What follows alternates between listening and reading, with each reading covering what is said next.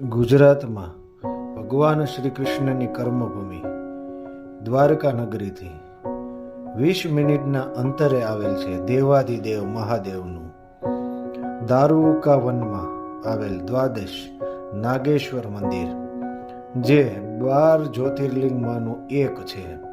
અહીં ભારતભરમાંથી હજારો શૈવ ભક્તો દર્શન કરવા આવે છે. આ મંદિર વહેલી સવારે પ્રાતઃ 5 કલાકથી ખુલે છે અને રાત્રિના 9 કલાક સુધી ભાવિકો અને યાત્રિકો માટે ખુલ્લું રહે છે. શિવ પુરાણ મુજબ નાગેશ્વર મંદિર દારૂક વન શબ્દ દયોદર વન ઉપરથી પડેલ છે. નાગેશ્વર જ્યોતિર્લિંગ 12 માંનું એક જ્યોતિર્લિંગ છે, એટલે નાગેશ્વર મહાદેવનું એક અલગ જ મહત્વ છે. નાગેશ્વર જ્યોતિર્લિંગમાં ભગવાન શંકર અને દેવી પાર્વતીની નાગ સ્વરૂપમાં પૂજા કરવામાં આવે છે. એટલે અહીં સ્વરક્ષા માટે યાત્રિકો મહાદેવ અને દેવીને ગંગાજળથી અભિષેક કરે છે અને નાગ નાગિનના જોડ ચડાવવાનું અહીં વિશેષ મહત્વ છે. મંદિર પરિસરમાં જ પાછળ એક તળાવ આવેલ છે, જ્યાં યાત્રિકો ભાવિકો માછલીઓને ચારો નાખે છે. અહીં કહેવાય છે કે દ્વાપર યુગમાં ભગવાન શ્રી કૃષ્ણએ ઘણા વખત દેવાધિદેવની અભિષેકથી પૂજા કરેલ છે. મંદિરની બહાર નીકળી મંદિર પરિસરમાં જ આદિદેવની વિશાળ પ્રતિમાનું નિર્માણ કરેલ છે. નાગેશ્વર જ્યોતિર્લિંગ ગુજરાતમાં સોમનાથ અને નાગેશ્વર એમ 2 જ્યોતિર્લિંગ આવેલ છે. અહીં મંદિરમાં નૈસર્ગિક વાતાવરણમાં આવેલ છે. આ જ્યોતિર્લિંગમાં અમે મંદિરના ગર્ભગૃહની આપને ચિત્ર દર્શાવી શક્યા નથી, કેમ કે અહીં અંદર ગર્ભગૃહના ચિત્રો લેવાની ના પાડેલ છે. મંદિરના ગૃહમાં જ પૂજા સામગ્રીઓ ઉપલબ્ધ છે. આપ તમામ દર્શક મિત્રો, અમે આપના પ્રતિભાવની આતુરતાથી રાહ જોઈએ છીએ, તો અચૂક ભૂલાય નહીં લાઈક, શેર એન્ડ સબસ્ક્રાઇબ. આજ માટે આટલું જ. વધુ હવે પછી ચેનલને જોતા રહો. આપનો સમય શુભ રહે.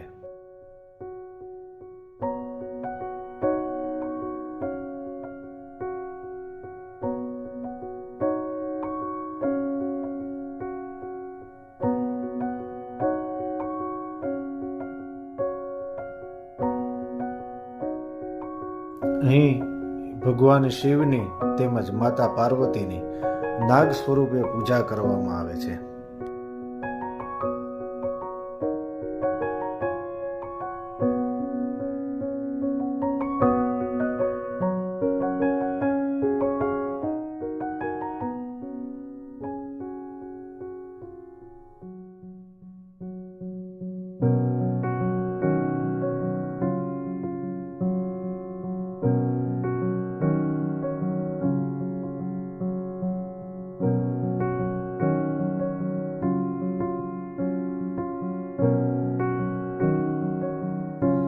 નાગેશ્વર મહાદેવ મંદિર ખૂબ જ અદ્ભુત નિર્માણ પામેલ છે.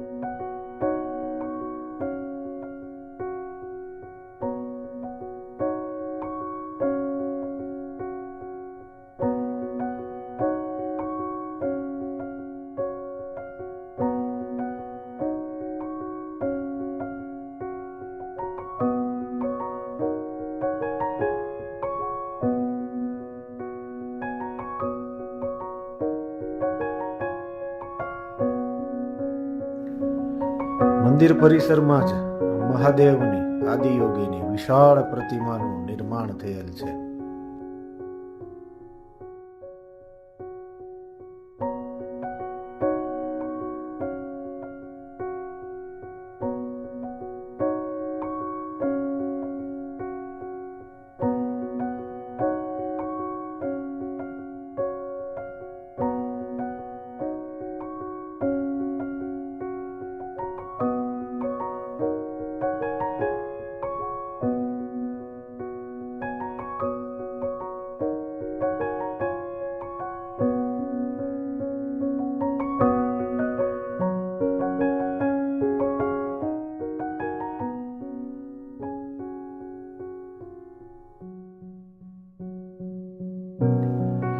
મંદિર પરિસરમાં જ મહાદેવની આદિયોગીની વિશાળ પ્રતિમાનું નિર્માણ થયેલ છે.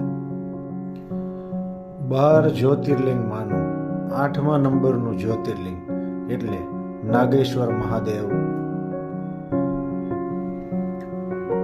નાગેશ્વર મંદિર શિવ પુરાણ મુજબ દારૂકવન તરીકે ઓળખાય છે. દારૂકવન સંસ્કૃત શબ્દ દયોદર વન ઉપરથી મળેલ છે. અહીં ભારતભરમાંથી હજારો શ્રદ્ધાળુઓ જ્યોતિર્લિંગના દર્શન કરીને પોતાના જીવનને પાવન કરે છે અને ધન્યતા અનુભવે છે.